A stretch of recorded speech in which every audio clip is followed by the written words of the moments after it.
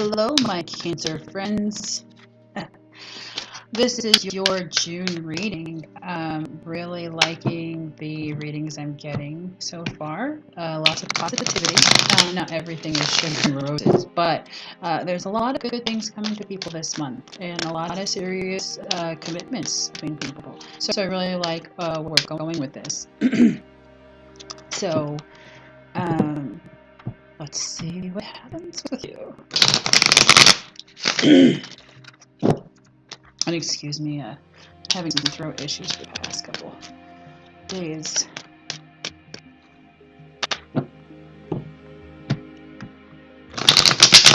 Just more shuffles.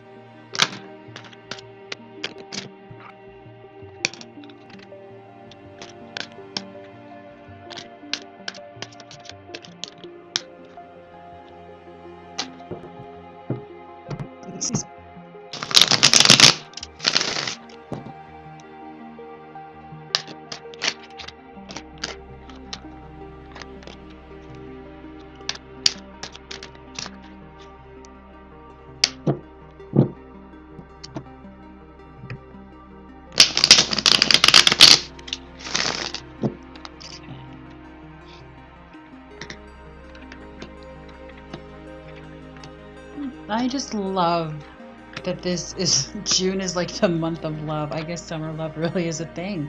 It's just nice to see. But so to get started with your reading, your first week, you need to be a little patient. Your underlying factors, your impatience, and keep into mind that you have solid foundation. So for whatever you've been building up, there is groundwork that is pretty solid. So be patient for things to come through. There's delays in messages.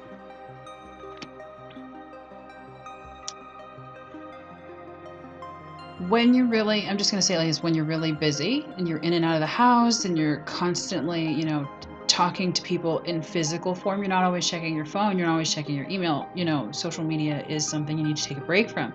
This is a good thing that you're actually dealing with a lot of personal, in-person interactions. I like that. Just be aware there's delays in your messaging in general.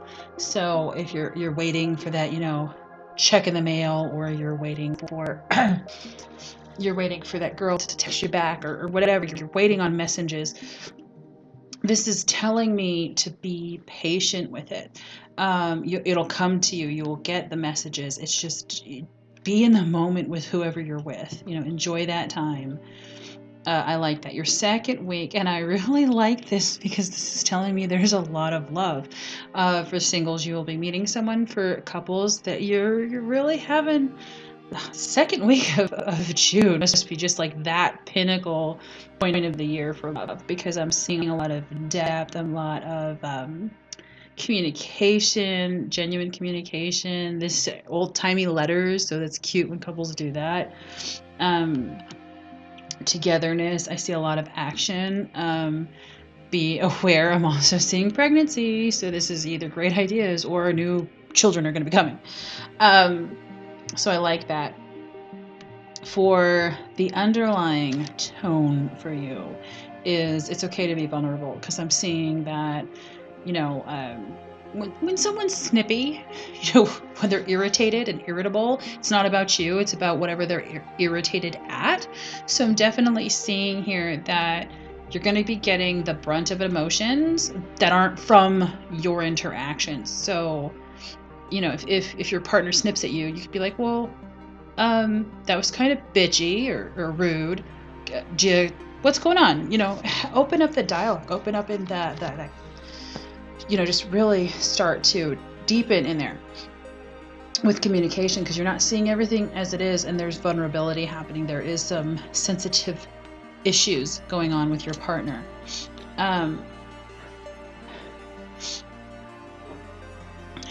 I've just started sniffling, and this wasn't happening before, so I'm definitely going to say, if you have allergies, take your allergy tablets, or be mindful you might be under the weather.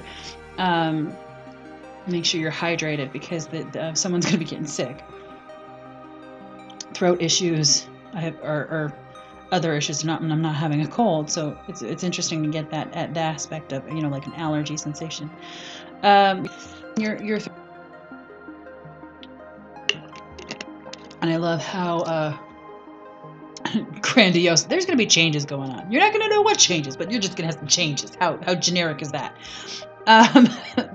There are some changes going on for you, and in this case, it's this seems to be coming from a health perspective.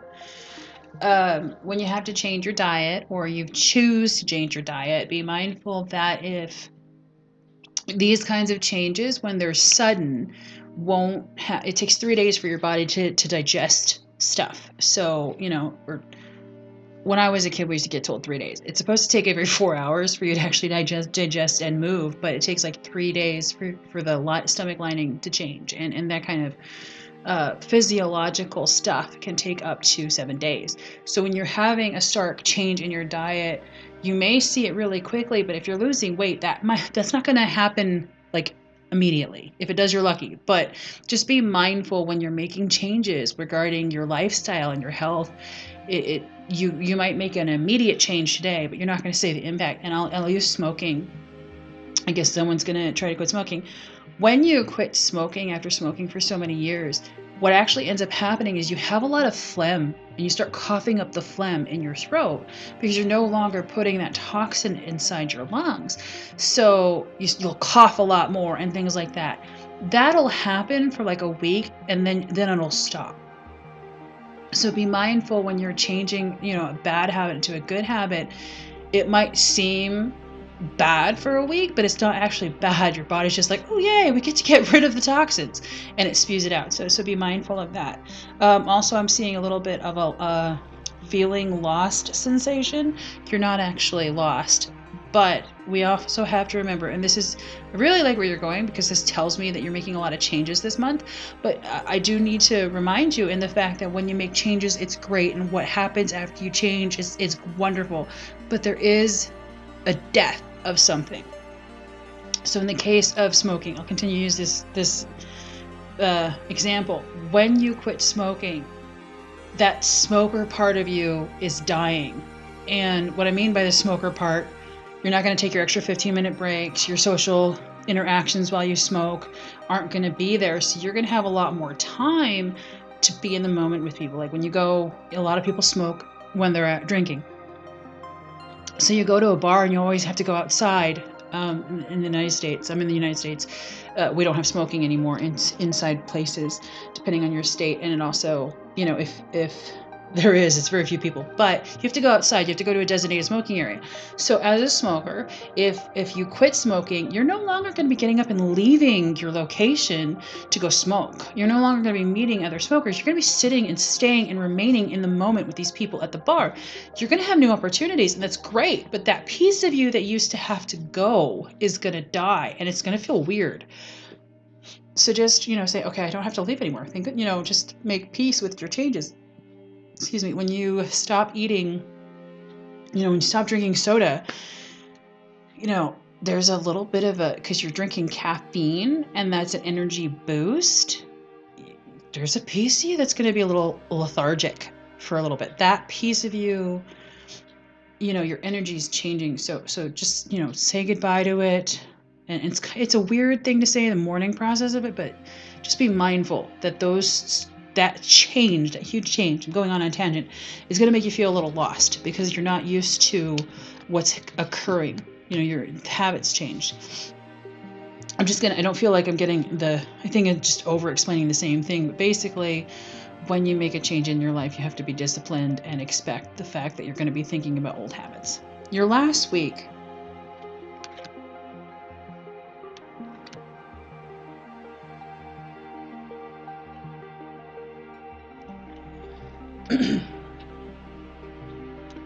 your last week is pretty good. I'm pausing because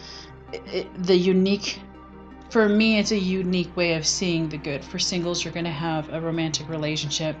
For couples, you're going to have to pay attention to your finances because whatever happens your final week is going to be involving your finances and redistribution.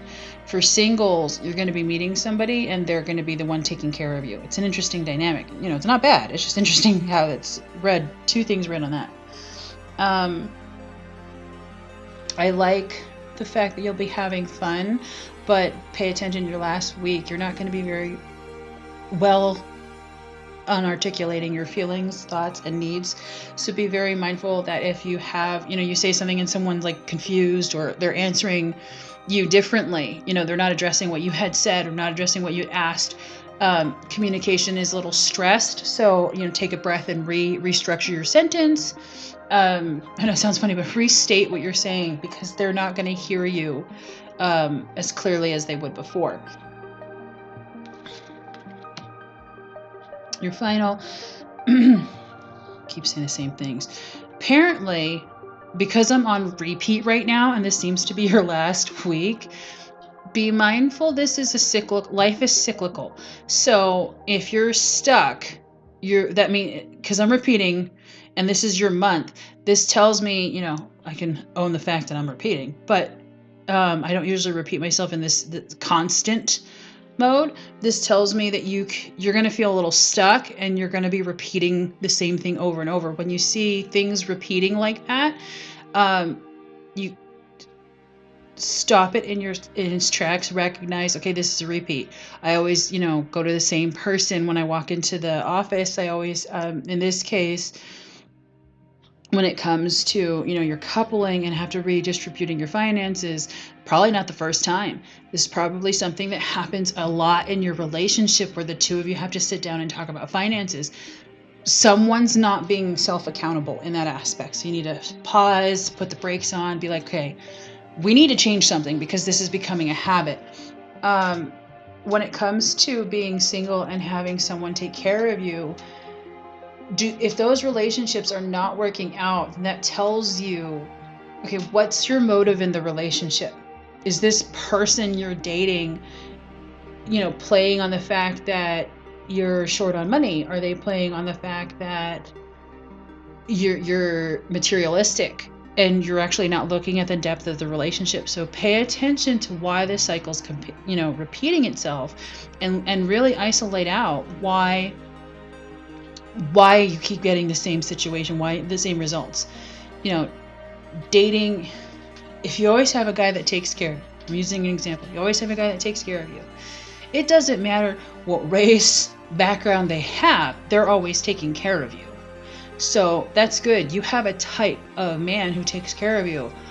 But when does the relationship go wrong? Does it go wrong when they go broke? Are you that materialistic? Oh, if you are that materialistic, well, recognize you're materialistic and don't use all their money that fast.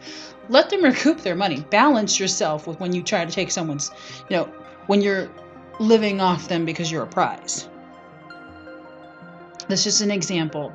And again, it's a very striking example, but the more extreme something is, the more I feel it demonstrates the point. But pay attention to, if you're doing the same thing over and over, and you have a particular reason in doing it over and over, what extreme are you pressing upon it, on the situation? I use romance because romance is coming up, but like couples usually want to save monies to buy houses or whatever their goal is. But if they're not focused, or if one of them's a gamer, I'm a gamer, games can get expensive, especially with the fact that now you have to buy every little piece for the video game. Oh my god.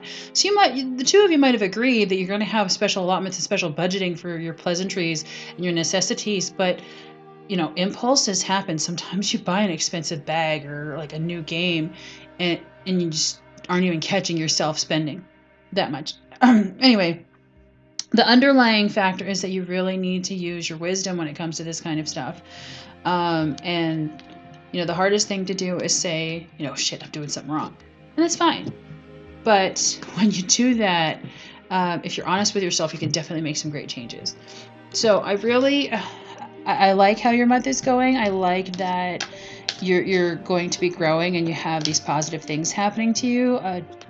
I hope this resonated with you. If it doesn't, there's lots of other YouTubers who will give you some tea on life. Projections for June. I hope you have a great day and enjoy this one.